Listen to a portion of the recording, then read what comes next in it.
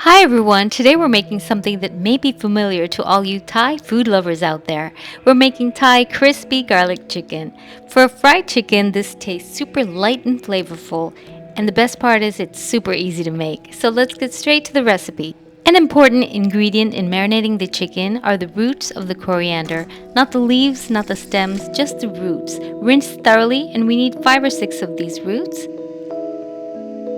We also need 8 large cloves of garlic, and we're going to be pounding these together to make a nice rough paste.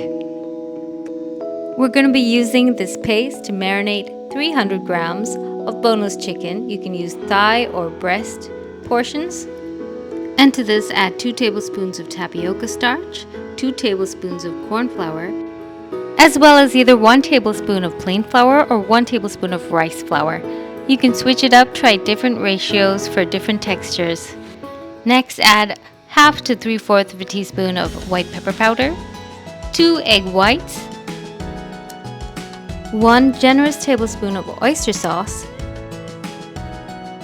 and salt or seasoning to taste. Today I'm adding 3/4 of a teaspoon of salt, but you can also substitute the salt with soy sauce and Thai fish sauce. Use what you like. Next, add a half a teaspoon of raw sugar and 1 teaspoon of fried garlic flakes or granules. You can use store-bought garlic flakes here, and that's an important ingredient as well. Mix everything well and marinate the chicken up to 30 minutes if you can, and then we've heated some oil for frying, and we're going to fry the chicken pieces in batches.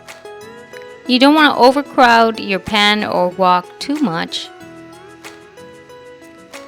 And once you've got all the chicken in there, you want to let the crust set a little bit before you start moving it around. And on a moderate heat, we're going to fry the chicken pieces till they turn light golden brown. Halfway through, you can turn the pieces over. You will find that the chicken pieces tend to stick to each other. The batter tends to clump together, but they can be separated once they're removed from the wok, or directly in the wok itself by using a pair of scissors to cut through. They come apart pretty easily.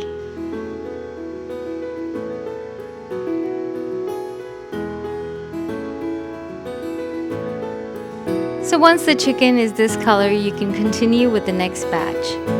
Once fried, you can remove from the oil and drain on kitchen paper towel for a while. And this Thai crispy garlic chicken is great served with any type of Thai rice dishes or noodle dishes, or just as a snack on its own. Plate over a bed of lettuce or cabbage, and then we're going to garnish with more of those garlic granules, the fried garlic flakes, as well as some freshly chopped coriander. I hope you enjoyed this quick video recipe. Thank you so much for watching. See you next time. Bye.